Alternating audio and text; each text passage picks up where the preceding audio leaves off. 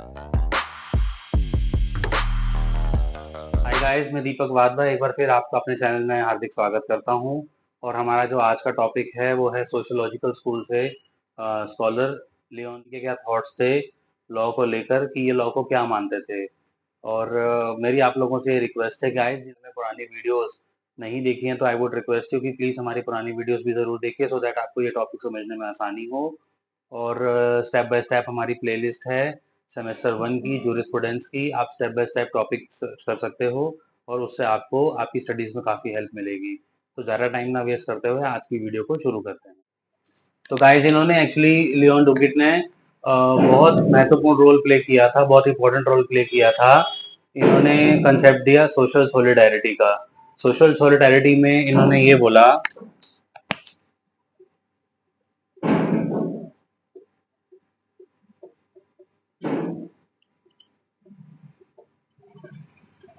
इन्होंने basically social solidarity में unity और इंटरडिपेंडेंस ऑफ सोसाइटी की बात करी, जिसमें इन्होंने ये बताया कि बेसिकली जो लॉ होता है वो सोसाइटी को रेगुलेट करने के लिए यूज होता है। गाइस, एक्चुअली इन्होंने ये बोला कि लॉ क्यों बनाए जाते हैं। लॉ बेसिकली इसलिए बनाए जाते हैं सोसाइटी में यूनिटी लाने के लिए, इंटरडिपेंडेंस को मेंटेन करने के लिए।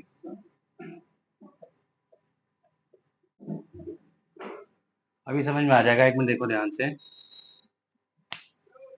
गाइस, एक्चुअली ऑस्टिन ने बोला law is a command of sovereign, it is backed by sanction. Historical school वालों ने ये बोला कि लॉ तो पहले से ही सोसाइटी में होता है, इसको बेसिकली बनाया नहीं जाता, इसको एक्चुअल में फाउंड किया जाता है।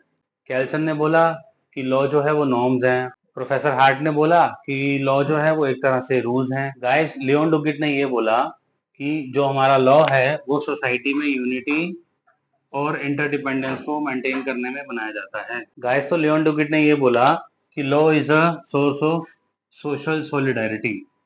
सोसाइटी में इंटरडिपेंडेंस के लिए ये काम में आता है और इसका काम होता है सोसाइटी में लोगों के रिलेशंस को रेगुलेट करना, मेंटेन। गाइस, पेपर में सोशल सॉलिडारिटी का कंसेप्ट जो है वो बहुत इंपॉर्टेंट है, पेपर में आता है, तो ये जरूर ध्यान से लिखना, जो मैं आपको बताऊंगा वो जरूर लिखना। ऐसे देखिए, इसमें सोशल का मतलब जो होता है आपको पता है, एक तरह से होता है सोसाइटी,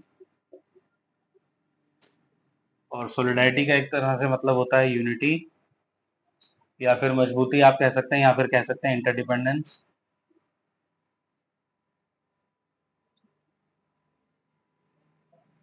तो लॉ का बेसिकली काम क्या होता है?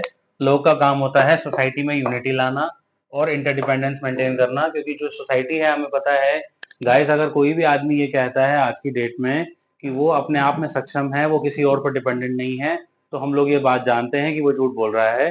क्योंकि हर आदमी का काम किसी ना किसी आदमी के काम के साथ जुड़ा होता है और हर आदमी एक दूसरे पर इंटरडिपेंडेंट होता है। तो बेसिकली लॉ का काम क्या होता है उनके हिसाब से, कि लॉ जो है बेसिकली सोसाइटी में यूनिटी मेंटेन करता है, पीस मेंटेन करता है और उसको रेगुलेट करने के काम आता है, और सोसाइटी में जो इंटरडिपेंडेंस है उसको रेगुलेट करता है। प्रोफेसर डुगिट ने ये बोला कि सोसाइटी में कोई भी इंडिपेंडेंट नहीं है, सोसाइटी में कोई भी सेल्फ डिपेंडेंट नहीं है, वो एक दूसरे पर इंटरडिपेंडेंट है। इसलिए बेसिकली जो लॉ होता है उसका काम होता है वो सोसाइटी में इंटरडिपेंडेंस मेंटेन करे और लॉ को रेगुलेट, बेसिकली सोसाइटी को रेगुलेट। क्योंकि गाइस, हम लोग ये जानते हैं कि सोसाइटी में कोई भी सेल्फ सफिशिएंट नहीं है। सोसाइटी में हर कोई आदमी एक दूसरे पर डिपेंड होता है, डिपेंडेंट होता है, और वो अपने आप में अगर ये कहता है कि मैं सेल्फ सफिशिएंट हूँ, तो इट इज नॉट करेक्ट, हम लोग ये जानते हैं। तो सोसाइटी में बेसिकली जो लोग होते हैं वो एक दूसरे पर इंटरडिपेंडेंट होते हैं। लॉ का बेसिकली जो काम होता है वो सोसाइटी में पीस मेंटेन करना होता है, यूनिटी मेंटेन करना होता है और उसको रेगुलेट करना होता है। बेसिकली ये मतलब है सोशल सॉलिडारिटी का। अब डुगिट का बेसिकली ये कहना था सोशल सॉलिडारिटी के बारे में। जॉन डुगिट ये मानते थे कि बेसिकली जब सोसाइटी में लोग होते हैं तो जाहिर सी बात है वो एक दूसरे पर इंटरडिपेंडेंट होते हैं। उनमें छोटी मोटी बात को लेके विवाद भी होते होंगे, तो कुछ ना कुछ कॉन्फ्लिक्ट्स पैदा होते होंगे उनकी सोच में, उनके काम में। तो बेसिकली लॉ का जो एक काम है, या हम ये कह सकते हैं एज पर लियोन डुगिट, तो लॉ जो था वो सोर्स था उनके कॉन्फ्लिक्ट्स को रेगुलेट करने के लिए, सोसाइटी को रेगुलेट करने के लिए और इंटरडिपेंडेंस मेंटेन करने के लिए। तो बच्चों हम ये कह सकते हैं एज पर लियोन डुगिट, उनके हिसाब से लॉ जो है बेसिकली सोर्स है सोशल सॉलिडारिटी का, एज पर लियोन डुगिट। लियोन डुगिट ने दूसरा क्या बोला, इन्होंने कंसेप्ट ऑफ राइट को इग्नोर कर दिया। इन्होंने ये बोला सोसाइटी में राइट्स तो होते ही नहीं है, सिर्फ ड्यूटीज होती हैं। उन्होंने कंसेप्ट ऑफ स्टेट सॉवरेनिटी को भी इग्नोर कर दिया।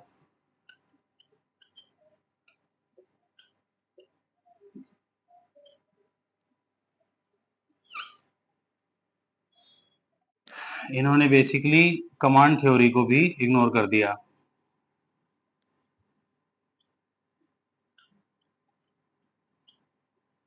उन्होंने बेसिकली ये बोला लॉ जो है वो बेसिकली सोसाइटी के लिए बनाया जाता है, सोसाइटी में इंटरडिपेंडेंस मेंटेन करने के लिए बनाया जाता है, बेसिकली सोशल सॉलिडारिटी को मजबूत करने के लिए बनाया जाता है। इन्होंने हाँ, इन्होंने बेसिकली ये बोला कि जो लॉ है बेसिकली ना तो किसी की कमांड है, ना ही स्टेट की सोवर्निटी के लिए बनाया जाता है, और राइट्स को तो इन्होंने बिल्कुल ही इग्नोर कर दिया। इन्होंने बोला राइट्स तो होते ही नहीं है। देखो गाइस, मैं आपको बहुत इंपॉर्टेंट बात बताने लगा हूँ कि इन्होंने स्ट्रेट अवे ये बोला कि राइट्स तो होते ही नहीं है। इन्होंने बात करी ड्यूटीज की, इन्होंने बोला कि राइट्स तो होते ही नहीं है, सिर्फ और सिर्फ बेसिकली ड्यूटीज होती है। और गाइस, हम लोग ये बात जानते हैं कि सबसे महत्वपूर्ण, सबसे इंपॉर्टेंट राइट ये है, right to follow the duties, और इन्होंने राइट ही इग्नोर कर दिया। Guys, as we know, everyone has right, but they have right to follow their duties. इन्होंने बोला राइट कुछ नहीं है, कमांड कुछ नहीं है, कुछ भी नहीं है, बस बेसिकली लॉ इसलिए बनता है सोसाइटी को मजबूत करने के लिए, यूनिटी मेंटेन करने के लिए, इंटरडिपेंडेंस को रेगुलेट करने के लिए, बेसिकली सोशल सॉलिडारिटी को मजबूत करने के लिए इन्होंने ये बात बोली। गाइस, इन्होंने सिर्फ ये बात बोली कि सोसाइटी में सिर्फ ड्यूटी ही है जो लोगों को फॉलो करनी होती है, इसके अलावा और कुछ नहीं होता। लॉ जो है होता है वो सिर्फ सोसाइटी को इंटरडिपेंडेंट बनाने के लिए और सोसाइटी को रेगुलेट करने के लिए यूज में आता है, बस इन्होंने इसके अलावा और कुछ नहीं बोला। तो गाइस, ये बेसिकली हमारा लियोन डुगिट का कंसेप्ट था। जैसे हर बंदे को क्रिटिसाइज किया, वैसे लियोन डुगिट को भी क्रिटिसाइज किया गया। अब हम पढ़ेंगे इसकी क्रिटिसिज्म।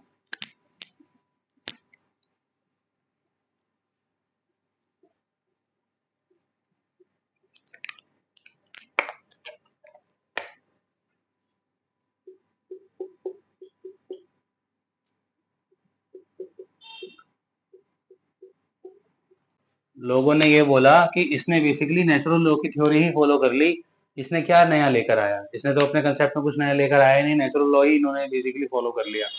उन्होंने भी तो बेसिकली यही बात बोली थी कि लॉ जो होता है वो अपने आप में आता है, नेचर से आता है, ना तो उसमें कोई कमांड होती है, ना कुछ होता है, ना ही कोई बेसिकली राइट्स होते हैं, ना कुछ होता है। उन्होंने भी तो यही बात बोली थी, और वही सेम बात इन्होंने बोली। तो उन्होंने ये बोला कि इन्होंने नेचुरल लॉ की थ्योरी को ही सेम बात बोली। इन्होंने अपना तो सिर्फ सोशल सॉलिडारिटी के बारे में बात। तो गाइस, लोगों ने बेसिकली ये बोला कि इन्होंने पूरा नेचुरल लॉ की थ्योरी का ही कंसेप्ट बोला। इन्होंने अपना तो कुछ अलग से बोला ही नहीं। इन्होंने ये भी बोला कि राइट्स कुछ नहीं होते, कमांड कुछ नहीं होती, स्टेट सोवर्निटी कुछ नहीं होती, और उसके बाद सिर्फ लॉ जो होता है वो सोसाइटी में इंटरडिपेंडेंस को रेगुलेट करने के काम आता है। और इन्होंने सिर्फ ये बोला कि हर एक इंसान की अपनी ड्यूटी है, कि वो ड्यूटी है कि वो किसी से कोई प्रॉब्लम क्रिएट ना करे, किसी की डेफोमेशन ना करे, ये सब चीजें ना करे। तो बेसिकली सब लोग एक दूसरे पर मतलब इंटरडिपेंडेंट तो हैं, लेकिन बट वो एक दूसरे के साथ कोई भी प्रॉब्लम्स क्रिएट ना करें, अपने आप में सेल्फ डिपेंड बेसिकली एक दूसरे के साथ इंटरडिपेंडेंट रहें, और लॉ जो है वो बेसिकली उसको रेगुलेट करने के काम आता है। इन्होंने सिर्फ ये बोला कि ड्यूटीज होती हैं, और सबसे बड़ा राइट तो यही है कि अपनी ड्यूटी को सही तरीके से फॉलो करना। तो इन्होंने इन चीजों के ऊपर काफी ज्यादा इनको क्रिटिसाइज किया गया। तो गाइज, ये हमारा लियोन डुगिट का कंसेप्ट जो है बेसिकली खत्म होता है। गाइस, एक बार लास्ट ईयर के क्वेश्चन पेपर पे भी नजर मार लेते हैं। तो लास्ट ईयर हमारा जो क्वेश्चन आया है वो फर्स्ट क्वेश्चन था। गाइस, सबसे पहला क्वेश्चन जो आया हुआ है वो है Roscoe pounds theory of interest के बारे में। तो ये मैंने आपको बताया ही था अभी जस्ट लास्ट वाली वीडियो में। बेसिकली वही टॉपिक है जिसके अंदर रोस्को पाउंड ने सोशल इंजीनियरिंग का कंसेप्ट दिया था, जिसमें उन्होंने ये बताया था कि बेसिकली जो लॉयर्स होते हैं वो इंजीनियर की तरह अपनी सोसाइटी को डेवलप करते हैं। तो बेसिकली लॉयर को और इंजीनियर्स को की तुलना एक बराबर की थी। तो वो कंसेप्ट बेसिकली हम इसमें डालेंगे। गाइस उस टॉपिक में मैंने आपको ये भी बताया था कि बेसिकली 3 तरह के इंटरेस्ट होते हैं, पब्लिक इंटरेस्ट, प्राइवेट इंटरेस्ट और सोशल इंटरेस्ट। तो वो सारा हम बेसिकली इस क्वेश्चन में लिखेंगे। गाइस अभी जो हमने टॉपिक पढ़ा सोशल सोलिडारिटी का, वो नेक्स्ट क्वेश्चन आया हुआ है 4 नंबर में। सोशल सोलिडारिटी भी आपको मैंने बताया था इंपॉर्टेंट है। अभी जस्ट मैंने जो आपको समझाया वो सोशल सोलिडारिटी का कंसेप्ट पूरा का पूरा आया हुआ है 4 नंबर के क्वेश्चन में, तो वो भी आप लिख सकते हैं। गाइस बेसिकली जो तीसरा क्वेश्चन आया हुआ है वो रोस्को काउंट का से रिलेटेड ही आया हुआ है, और सोशल सॉलिडारिटी और इंटरेस्ट से रिलेटेड या सोशल इंजीनियरिंग से रिलेटेड ही बेसिकली 2-3 क्वेश्चंस आए हुए हैं। तो मेरी आप लोगों से रिक्वेस्ट है कि प्लीज़ वीडियोस को ध्यान से देखिएगा और जो मैंने आपको बताया है उस तरीके से अपने क्वेश्चन पेपर्स को अटेम्प्ट कीजिएगा।